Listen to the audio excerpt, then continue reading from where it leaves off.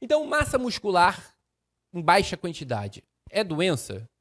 Vamos ver se vocês respondem. Se baixa massa magra é doença, sim ou não? Então a resposta é que baixa massa magra não é doença. Por que não é doença? Porque a sarcopenia, ela não é a doença da quantidade, ou seja, da massa magra baixa. É a doença da massa magra baixa, mas também de qualidade ruim. O que significa isso? Significa que a sarcopenia é uma doença multicomplexa, tem vários fatores que levam ao diagnóstico da sarcopenia. E hoje, a gente está em 2022 discutindo sarcopenia, se deve muito aos precursores do estudo da sarcopenia que durante muito tempo não concordavam em dizer qual era o diagnóstico da sarcopenia, ou seja, haviam muitas maneiras de fazer esse diagnóstico.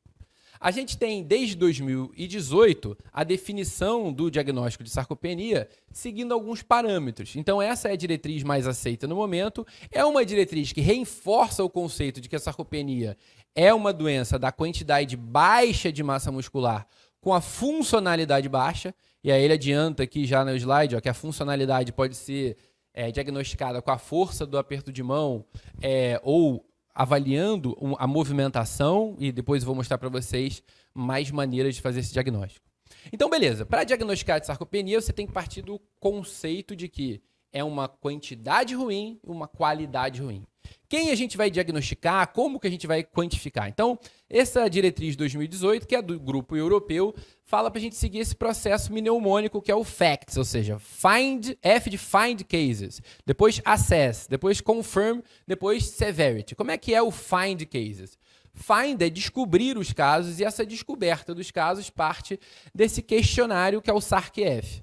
SARC-F são perguntas onde você vai avaliar a força, a capacidade do paciente caminhar ou sentar e levantar da cadeira. Então, vou fazer a primeira aqui, mas se escrever SARC-F, aparece o site da Brasp. Aliás, o pessoal do Nutrology Academy pode até mandar para vocês o questionário do SARC-F em português, você consegue ver, mas eu quis mostrar aqui o original. Então, a primeira pergunta sobre a força, por exemplo. Qual é a dificuldade que você tem em levantar e carregar 10 pounds, ou seja, em torno de 5 quilos? Nenhuma, 0 pontos. Alguma, 1 ponto. Sempre, ou na maior parte das vezes, não consigo, 2 pontos. Então, quando dá acima de 11, você passa para a próxima parte, que é a parte do Assess. Como é que você vai quantificar, então, a análise dessa qualidade da massa muscular? Ele diz para você utilizar neste diagnóstico, então, o hand grip e uma cadeira. Para que serve a cadeira, então?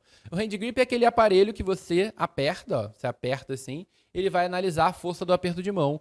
Então, o ponto de corte para homem é de 27, o ponto de corte para mulher é de 16, e a cadeira que está aqui do lado, a orientação é que um paciente é uma cadeira que não pode ter braços, o paciente tem que sentar e levantar, e você mede o número de subidas em torno de 15 segundos.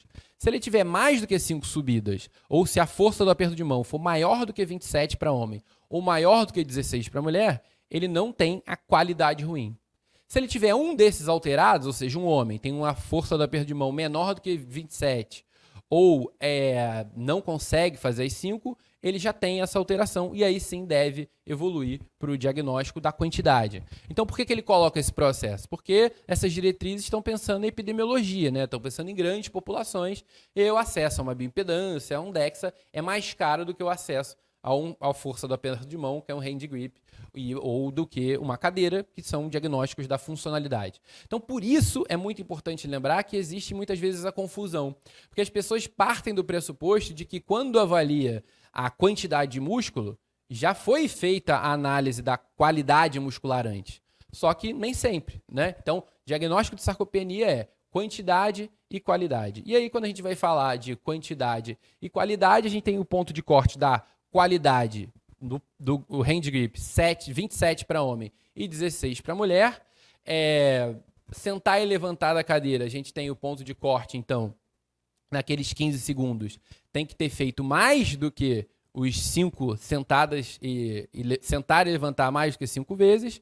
E já no ponto de corte, quando você vai falar da massa magra, ele vai fazer a massa magra apendicular. Então ele bota aqui ASM, Appendicular Skeletal Muscle Mass, e ele divide pela altura ao quadrado. Então, de onde que vem isso? É muito parecido com o IMC, que é o peso dividido pela altura ao quadrado, só que ao invés de ser o peso, ele leva a massa magra apendicular. Então, muitas bioimpedâncias já colocam aqui o ponto de corte, mas o que ele está avaliando é a quantidade de massa magra do braço direito, braço esquerdo, perna direita, perna esquerda. Então, não leva em consideração a massa magra do tronco, justamente por uma limitação do DEXA. O DEXA é um aparelho que não consegue diferenciar bem massa magra do tronco, tá?